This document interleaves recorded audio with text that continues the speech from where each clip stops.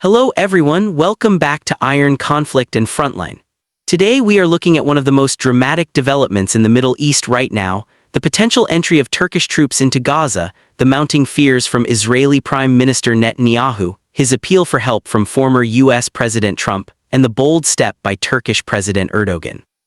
We'll explore the exterior dynamics, a short glance at the interior, the internal political dynamics, the performance, what this move aims to achieve, safety features in terms of risks and safeguards, the unique selling points or rationale behind each actor's position, the price or cost of this move, both strategic and human, and then conclude with what this means going forward.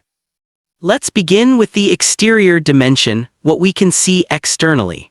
Right now, there are announcements and diplomatic maneuvers around the proposed multinational stabilization force in Gaza that was brokered under a plan put forward by former President Trump. Yahoo News. +4. AP News. +4. The Guardian. +4. Turkey, one of the key states invited to participate, has publicly offered troops and support to Gaza, framed as humanitarian, stabilization, or peacekeeping force. Meanwhile, Israel has publicly declared that it will not accept Turkish armed forces in Gaza, citing concerns over Turkey's stance and approach to Israel under Erdogan. Reuters. +2. Haaretz. +2. The wider region is watching. The United States is seeking partners such as Egypt, Jordan, the UAE, Qatar, Indonesia. The Guardian. +1. On the surface, this is a major power play. Turkey signaling bold involvement in Gaza, Israel pushing back strongly, and the US seeking to mediate or lead a stabilization process. The exterior stage is one of diplomacy, troop offers, vetoes, and public statements. For Turkey, the external message is that it will not be sidelined in Gaza's post-conflict reconstruction or security architecture. For Israel, it's a message of sovereignty and control over which foreign forces may enter Gaza. For Trump's plan, the exterior image is an international coalition coming together to stabilize Gaza and prevent a security vacuum. Next is the interior dimension, the internal political dynamics, the domestic motivations. For Turkey under President Erdogan, internal politics include maintaining his image as a champion of the Palestinian cause, as well as projecting Turkey as a regional power. He is appealing to domestic constituencies that favor a strong Arab-Muslim solidarity stance, and he is also playing the game of foreign policy ambition, not just humanitarian rhetoric. For Israel under Prime Minister Netanyahu, interior pressures include security concerns, domestic politics of being seen as uncompromising on Israel's defense, as well as managing international alliances, particularly with the US. Netanyahu's public refusal to accept Turkish troops is a signal to his domestic audience that Israel will not surrender control of Gaza to forces it views as unfriendly. For the US, in the context of Trump's plan, the internal dynamic is how to win back credibility in the Middle East, how to create a legacy of stabilization, and how to manage alliances with both Israel and Muslim-majority states. Though the interior paragraph is short, it's clear. Domestic politics, reputation, leadership ambition, and security considerations are driving all three actors.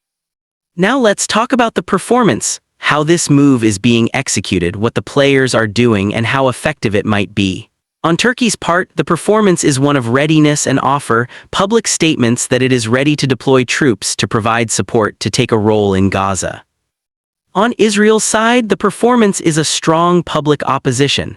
The Israeli government, through its foreign ministry and statements by Foreign Minister Saur, has explicitly stated that Turkish troops will not be allowed to join the Gaza force.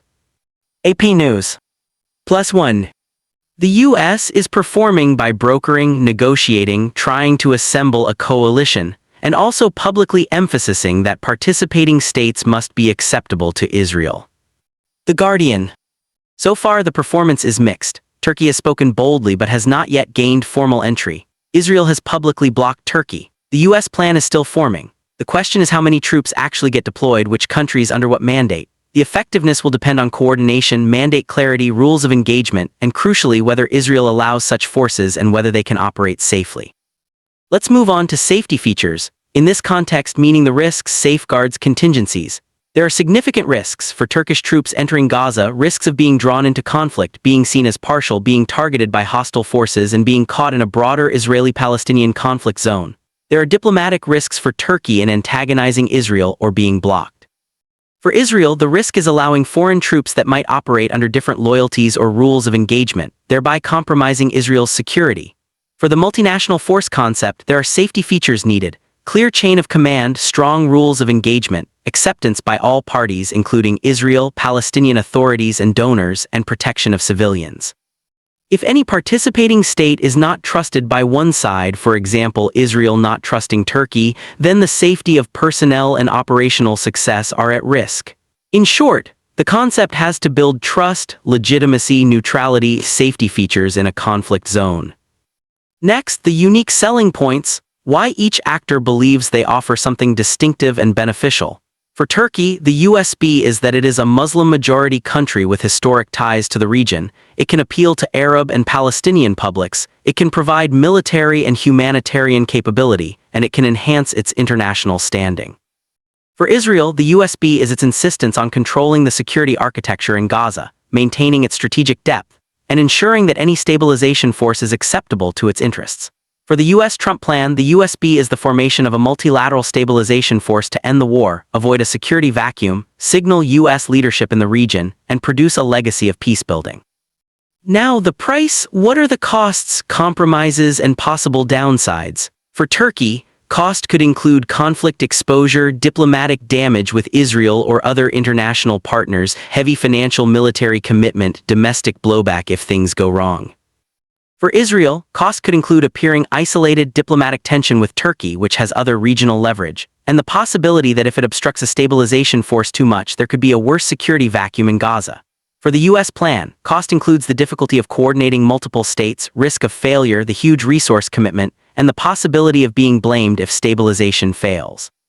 On the human side, there is the price of ongoing conflict, casualties, destabilization of Gaza and the region, and potential escalation. Finally, the conclusion: what this means going forward. We are at a pivotal moment.